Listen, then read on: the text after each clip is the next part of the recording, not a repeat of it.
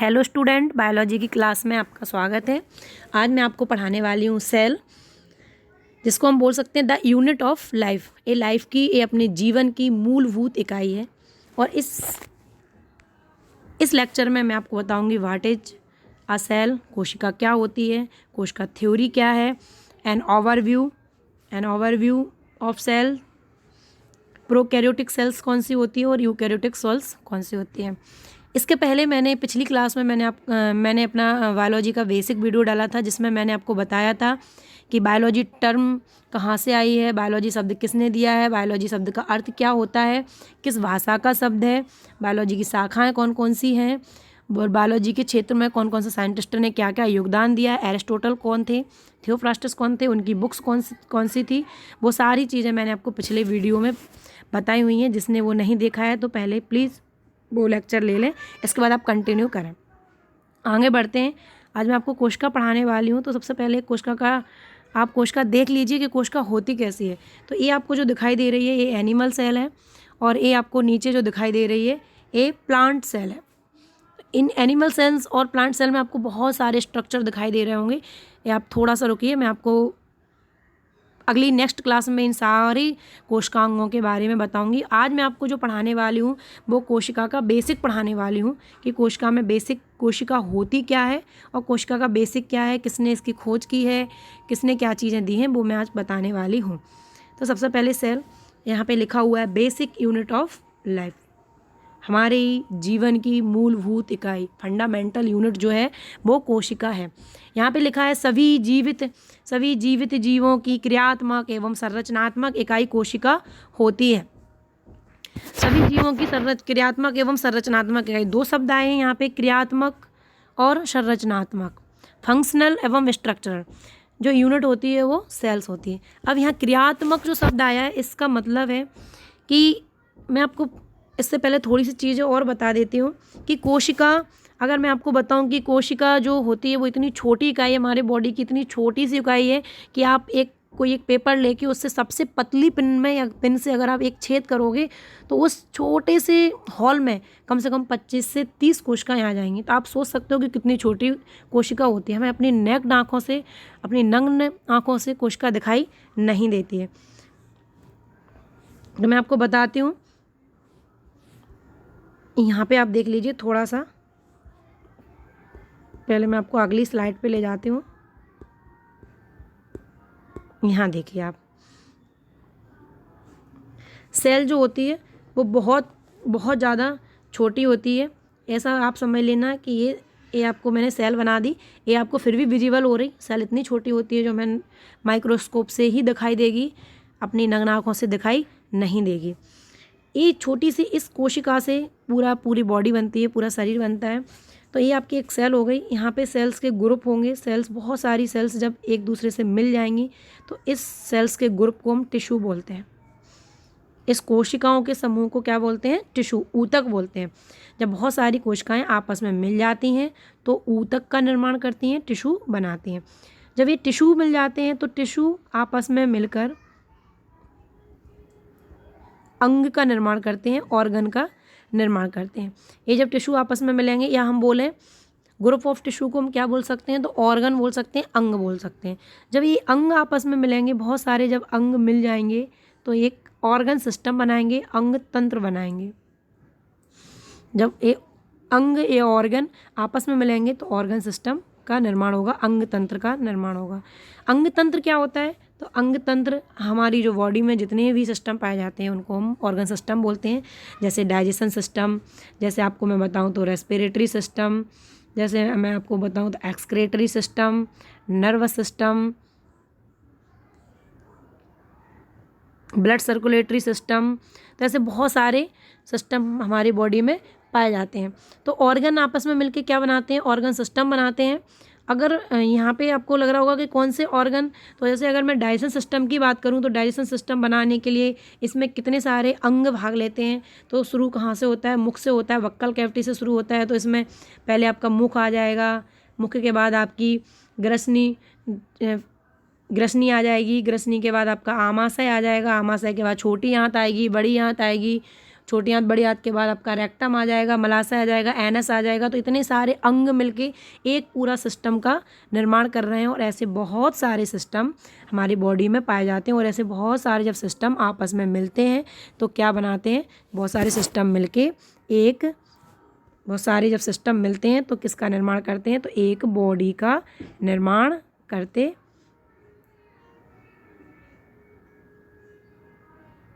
हैं। चाहे वो बॉडी आपकी कोई किसी की भी हो सकती है, किसी भी जीव जंतु की होती है। तो बहुत सारे जब ऑर्गन सिस्टम आपस में मिलते हैं तो एक बॉडी का निर्माण करते हैं। वो प्लांट्स की भी हो सकती है और वो किसी जीव की भी हो सकती है। अब हम चलते हैं शुरुआत में, जहाँ मैंने आपकी शुरुआत की थी।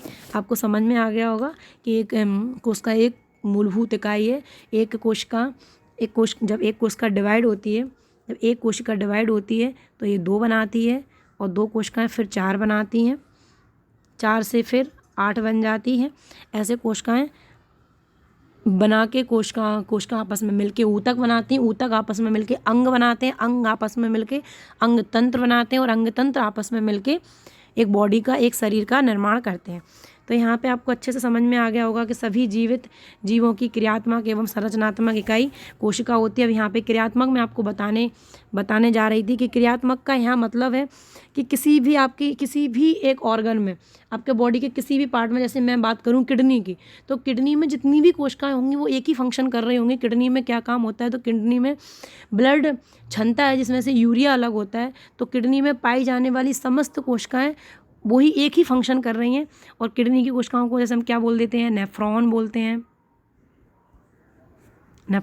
हैं। ऐसे अगर बात करें कि आपके मस्तिष्क की कोशिकाओं का, जितनी भी मस्तिष्क की कोशिकाएं होंगी उनका काम क्या होता है, तो उनका काम होता है सूचनाओं का आदान प्रदान करना। हमारे बॉडी में कोई भी एक्टिविटीज हो रही, उन सूचनाओं को मस्तिष्क तक ले जाना और मस्तिष्क से ऑर्डर लेके वापस आना। तो जो सेंसरी नर्व होती हैं मस्तिष्क की कोशिकाओं को हम न्यूरॉन बोलते हैं। तो नेफ्रॉन, न्यूरॉन, या मैं बात करूँ आपसे कि हमारी जो लिवर में कोशिकाएं होती हैं हेपेटोसाइट बोलते हैं। तो एक एक अंग में, अगर मैं आपको आई की बात करूं तो हमारी आंखों में जो कोशिकाएं होंगी वो सारी की सारी देखने का काम कर रही होंगी। तो इनका पर्टिकुलर एक कार्य होता है, इसलिए इनको फंक्शनल और स्ट्रक्चर, इनकी एक स्ट्रक्चर होती है जो मैंने आपको ऊपर कोशिका की स्ट्रक्चर भी बताई है कि ये कोशिका की स्ट्रक्चर है। इसको मैं नेक्स्ट क्लास में समझाऊंगी। तो सभी जीवित जीवों की क्रियात्मक एवं संरचनात्मक इकाई कोशिका होती है। अब देखते हैं कि डिस्कवरी ऑफ सेल किसने कोशिका को खोजा है, किसने क्या क्या आगे बताया है। आप देखें, सबसे पहले जो कोशिका की खोज की है वो रॉबर्ट हुक ने की है। रॉबर्ट हुक का बहुत बड़ा योगदान रहा। कोशिका ये 1665 में 17वीं सदी चल रही थी, उस टाइम पे इन्होंने कोशिका की खोज की है। और अभी मैंने आपको बताया था कि कोशिका नेक्ट आई से दिखाई नहीं देती है, बहुत छोटी सूक्ष्मतम इकाई होती है। तो इन्होंने उस कोशिका को देखने के लिए स्वयं निर्मित अपने ही द्वारा इन्होंने एक माइक्रोस्कोप बनाया, जिसमें कुछ लेंस वगैरह लगा के इन्होंने माइक्रोस्कोप का निर्माण किया। तो एक क्वेश्चन और आता है कि माइक्रोस्कोप का निर्माण किसने किया, संयुक्त सूक्ष्मदर्शी के निर्माण किसने किया, तो वो भी रॉबर्ट हुक ही लगाएंगे। तो इसमें जो सबसे पहले जो खोज की है वो कॉर्क पर खोज की है, लेकिन जो कोशिका खोजी है वो मृत कोशिका है, डेड सेल की खोज रॉबर्ट हुक ने 1665 में कॉर्क पर की है। इसके बाद आती है जीवित कोशिका, लिविंग सेल की खोज एंटोनी वॉन ल्यूवेनहॉक ने 1676 में की। और एक जो कोशिका खोजी है वो बैक्टीरिया पे खोजी है। ल्यूवेनहॉक ने भी अपने ही खुद के द्वारा निर्मित माइक्रोस्कोप से बैक्टीरिया, इन्होंने क्या देखा था कि पानी की बूंद, बारिश के पानी की बूंद ज़मीन पे पड़ी तो इन्होंने वो मिट्टी उठाई और उस मिट्टी को माइक्रोस्कोप से देखा तो इन्होंने उसमें छोटे छोटे से सूक्ष्म जीव दिखे, जिन्हें इन्होंने सबसे पहले वाइट क्यूल नाम दिया था, बाद में उसका नाम बैक्टीरिया पड़ा। इन्होंने आरबीसी की खोज की, स्पर्म की खोज की और भी बहुत सारी इन्होंने खोज की हैं। एंटोनी ल्यूवेनहॉक ने जीवित कोशिका की खोज की।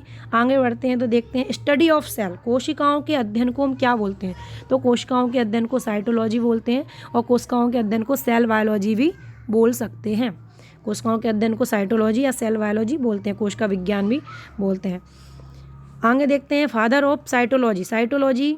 अब यहाँ सेल है तो सेल से साइटोलॉजी शब्द बोल दिया इसके अध्ययन को। साइटोलॉजी के जो फादर हैं वो किसको बोलेंगे, तो ये तो आपको मैं ऊपर ही पढ़ा चुकी हूँ कि सबसे पहले जो खोजा था वो रॉबर्ट हुक ने खोजा था। और यहाँ मैंने बताया है कि इन्होंने कॉर्क में खोजा था। अब आपको मैंने यहाँ पे मैंने आपको यहाँ बताया नहीं कि कॉर्क क्या होता है। कॉर्क बोलते हैं पेड़ की छाल को। तो अभी जो कांच की बोतल आती है उसमें ढक्कन लगा हुआ रहता है। पहले की जो कांच की बोतल आती थी उसमें लकड़ी का ढक्कन होता था, तो इन्होंने उसी लकड़ी के ढक्कन को माइक्रोस्कोप से देखा, वो छाल का बना हुआ था। उस पर इनको उस ढक्कन पे इन्होंने छोटे छोटे से कोष्ठक देखे। इस टाइप के उनको इनकी जो परत थी उस परत पे इनको इस टाइप से छोटे छोटे से कोष्ठक नजर आए, इस टाइप के जो एक दूसरे से जुड़े हुए थे। मधुमक्खी के छत्ते के समान को संरचनाएं दिखाई दी, जिनको इन्होंने कोशा नाम दिया, और वहीं से फिर कोशिका नाम पड़ा। तो रॉबर्ट हुक ने ही सबसे पहले कोशिका नाम दिया था। रॉबर्ट हुक ने ही सबसे पहले कॉर्क पे खोज की थी। तो ऑफकोर्स रॉबर्ट हुक को ही हम क्या बोलेंगे, फादर ऑफ साइटोलॉजी। कोशिका विज्ञान के जो जनक हैं वो रॉबर्ट हुक हैं। इन्होंने अपनी एक पुस्तक लिखी थी द माइक्रोग्राफिया। इसमें इन्होंने सेल के बारे में विस्तार में वर्णन किया था, द माइक्रोग्राफिया। याद रखना इनकी उसका नाम। आगे देखते हैं फादर ऑफ मॉडर्न साइटोलॉजी। जो मॉडर्न आधुनिक कोशिका विज्ञान के जनक हैं वो स्वानसन है। इन्होंने भी एक बुक लिखी थी द सेल करके, जिस बुक में इन्होंने इस कोशिका के बारे में बहुत सारा कुछ बताया था। आगे देखें इंडियन साइटोलॉजिस्ट कौन है। अपने भारत में भी साइटोलॉजी के क्षेत्र में बहुत काम किया, उनका नाम है A.K. शर्मा। साइटोलॉजी जो टर्म है, ये टर्म सबसे पहले किसने दी थी, तो हर्टविग ने साइटोलॉजी टर्म दी थी। एक बार मैं आपको फिर से पूरा रिवीजन करवा देती हूँ। सेल क्या है, बेसिक यूनिट ऑफ लाइफ है। सभी जीवित जीवों की क्रियात्मक एवं संरचनात्मक इकाई कोशिका होती है। कोशिका की खोज सबसे पहले रॉबर्ट हुक ने 1665 में की, लेकिन इन्होंने जो कोशिका खोजी थी वो एक डेड सेल थी, एक मृत कोशिका थी।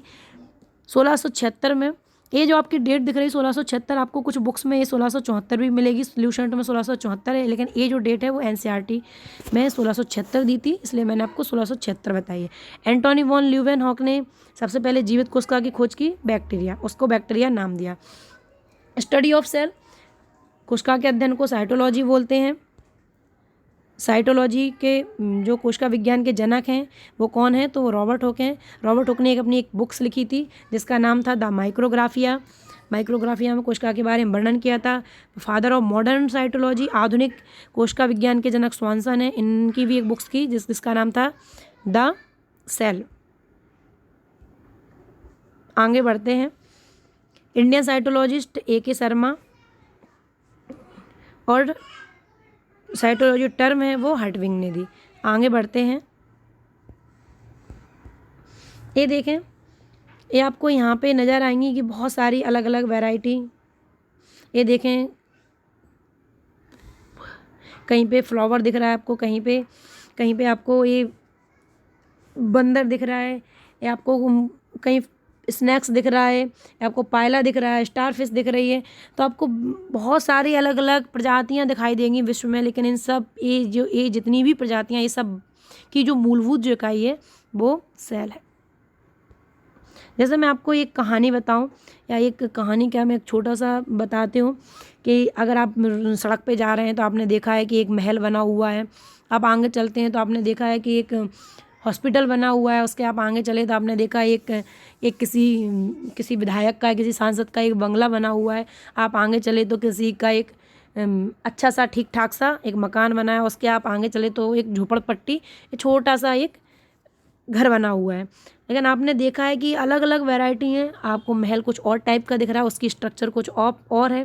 एक बंगले की स्ट्रक्चर कुछ और है, एक मकान की स्ट्रक्चर कुछ और है, और एक झोपड़े की स्ट्रक्चर कुछ और है। लेकिन एक चीज़ जो आपको दिखेगी वो सब में कॉमन है कि वो सारी चीज़ें जो बनी हैं वो किससे बनी है, ईंट से ही बनी है। तो जैसे एक मकान को बनाने के लिए उसकी ईंट जो है वो क्या है, एक मूलभूत इकाई है, वैसे ही समस्त प्राणियों को, इस समस्त जीवधारियों को बनाने के लिए जो मूलभूत इकाई है वो कोशिका है।